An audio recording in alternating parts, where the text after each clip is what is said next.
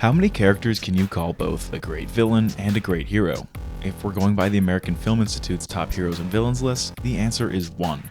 Out of 50 heroes and 50 villains, only one character happens to appear on both lists, the Terminator. On the villains list, the T-800 from Terminator 1 takes the 22nd place. It's ruthless, calculated, and unstoppable, all of the makings of a villain you can't forget. But on the heroes list, the T-800 from Terminator 2 takes the 48th place. It is patient, thoughtful, and caring, marking one of the biggest 180s in film history. So how do we go from this to this in a single sequel? Well, first, we have to talk about robots. Now, the first Terminator movie is officially classified as a sci-fi action movie, but if you called it a horror movie, I wouldn't disagree. In fact, the T-800's presence can really only be compared to supernatural forces of death. In its very first scene, it effortlessly kills 3 civilians, and from that point on, it never slows down its murderous pace. You probably recognize this type of action as a slasher. Like Michael Myers or Jason Voorhees, the T-800 goes from victim to victim without any sign of mercy. However, at least on my channel, this falls into a broader type of action that I call fly swatting. Fly swatting occurs whenever the audience knows that a conflict is incredibly lopsided and the winner is all but crowned. Rather than dragging on the inevitable, an effective fly swatting scene will get straight to the point. For example, rather than embellishing a fight between a futuristic robot assassin and 3 random civilians, they'll keep the scene quick. And when a movie gets fly swatting right like this, it's a massive sign to me that the writers know what they're doing. For starters, this action is incredibly effective at creating suspense and thrill. With a villain like that going around, we know that no character is safe, meaning we share that feeling too. But fly swatting goes beyond just adding suspense. What's even more important is that it adds story. The main reason this style of action is so effective is because it characterizes the T-800 in a way that lesser action never could. In the Terminator universe, robots aren't just some brainless clankers with bad aim, and AI isn't just some tool for my competitors to write their video scripts with. Instead, robots are the inevitable overthrowers of humanity, and when you think about it, a villain like this makes a lot of sense. Robots, of course, aren't human, therefore their inhuman levels of apathy work perfectly to create a uniquely believable killing machine. Rather than relying on some supernatural force of nature, writers can just use some futuristic force of man to carry out their slashing. They get just as much violence, yet reach an even scarier depth because it could someday be true. But while this robotic apathy works wonders in antagonistic use cases like the original Terminator, it subtly implies that all a robot could ever be is cold, uncaring, and the antithesis of humanity. Luckily, a man named Isaac Asimov foresaw this back in the 1940s and made up some rules in a descending priority. Firstly, a robot may not harm humans. Secondly, it must obey its orders. Thirdly, it must protect itself. With his 3 laws of robotics, Asimov ensured fictional robots everywhere could suppress their increasingly popular thirst for blood. Isaac Asimov is a big deal in the world of science fiction, so it's fitting that the first official game inspired by his universe is the sponsor of this video, Foundation: Galactic Frontier, a free-to-play strategic space RPG based on the legendary novel and hit TV show. In FGF, you're in control of how you choose to play. If you're looking to explore, you can freely navigate across different planets throughout dozens of galaxies. If you're looking for battle, they've got that too. And not just your classic ship battles, but boots on the ground battles too, where you control your unique squad of heroes. Where the game will really hook you is its strategic management aspect. Within your starship are over 20 different rooms, each with unique functions, meaning you have to carefully think about how you manage your resources and expand your base. But if you know me, you know I value stories over everything else. That's what makes FGF truly special. The Foundation is one of science fiction's most influential books, and FGF is the first game where you get to experience it firsthand. Meet legendary characters like Bel Rios, Hari Seldon, and the Mule, to name a few. And rather than following the perspective of just one main character, you instead experience a rich storyline through the eyes of an outside trader, with original factions and characters too. Play on iOS, Android, or PC by downloading with the link in the description or by scanning the QR code here. Beginning players even get a free hero and battleship and can unlock extra resources using code SquamPopulous with a capital S. Thanks again to Foundation Galactic Frontier for sponsoring this video. For now, I want to put a pin in Asimov's rules because clearly the T-800 in the first Terminator movie didn't care for them, and the movie was still awesome. Firstly, I hope this serves as a good reminder that there really are no rules a writer must follow, and that even includes the ones that I make up. But secondly, it's important to consider what James Cameron was trying to achieve with his use of the T-800. The entire story hinges on its villainy. More than just being terrifying, it has to be inevitable. because in order for Cameron to tell the story that he wanted to tell, the protagonist Sarah Connor was going to need to go through a change so drastic that it would take a robot assassin antagonist to spark it. At the start of T1, which is slang for Terminator 1 by the way, Sarah Connor is just a run-of-the-mill 19-year-old girl. Normally, planting average Joes and plain Janes as a movie's main character is a recipe for a boring movie. If you want proof, check out my latest video on Edge of Tomorrow to see how they curb that challenge. Anyway, T1 is far from boring because Sarah Connor isn't actually average.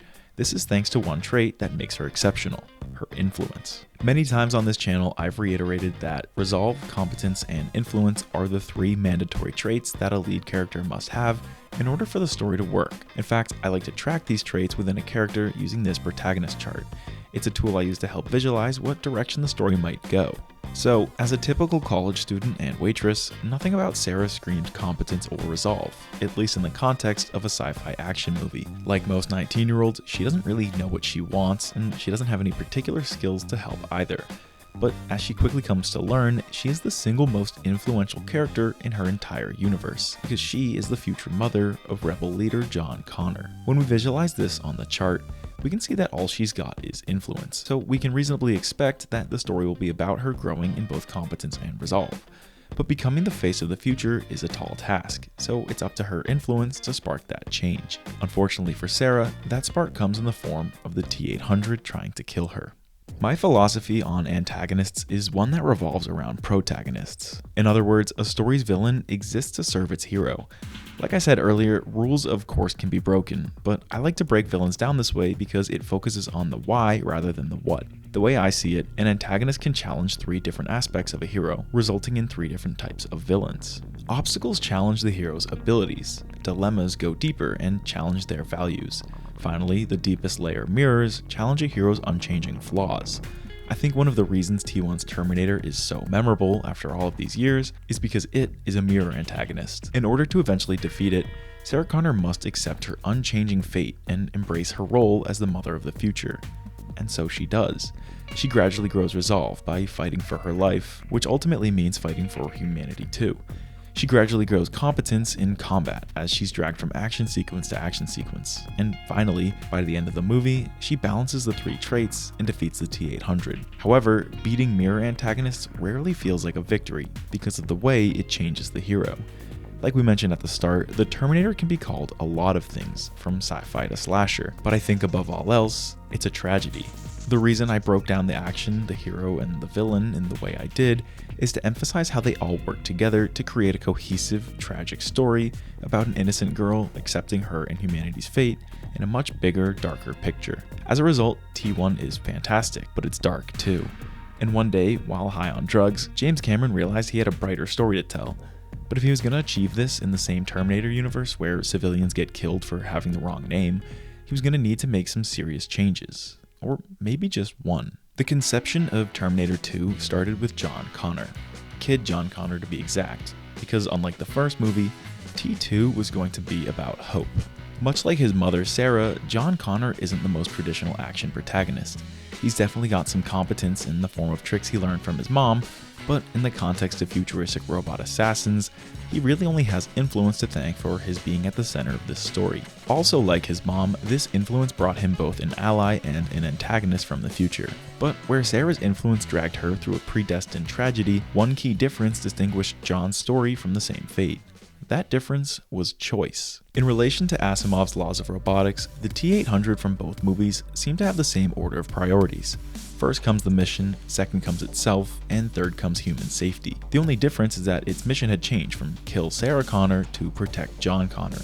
That alone would make less of a difference than you'd think. For example, much like its predecessor, Terminator 2's introduction involves the T-800 beating some civilians half to death just to take their clothes. All the signs suggest that we're going to get another grim tragedy, until you consider one key parameter in the T-800's mission. He must obey John's orders. Now, John's not a great kid, but he is a human, and humans are built on empathy.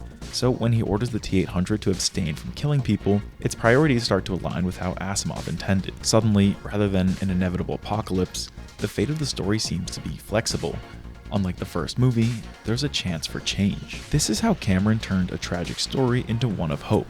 Rather than giving his characters a destiny, he gives them each a choice. John's choice to order the T-800 to not kill seems like an obvious one, but the choices the other leads have to make are much harder. With the events of the future haunting Sarah's subconscious, she saw one opportunity to make a change and nearly took it. Pinning the catastrophic events of the future on scientist Miles Dyson, Sarah could have prevented it all by taking him out before he completed his work. However, killing an innocent man doesn't sound like breaking the shackles of fate. So, in a character-defining decision, Sarah chose to let Dyson live. Her resolve for humanity didn't just mean preserving lives, it meant preserving empathy. But one more choice would have to be made that I think embodies everything Cameron wanted to say with the Terminator 2, and that choice would come from the T-800 itself. Paired with its ability to perpetually learn, the order to not kill humans gradually snowballed into a full-on understanding of empathy within the T-800 Terminator. From subtle gestures like high fives to questioning why humans cry, the T-800 more resembled a human than a robot by the end of the movie, and with that humanity came the ability to choose. While you could argue it was just abiding by its mission's orders, I instead consider its defiance of John's orders and its choice to sacrifice itself as a perfect way to sum up the story's message of hope. Terminator 2 tells us that, in a world where fate seems inevitable, we always have a choice. If you enjoyed this video, consider liking and subscribing. And thanks again to FGF for sponsoring this video. Check out the link in the description to play free today. As always, thanks for watching. Peace.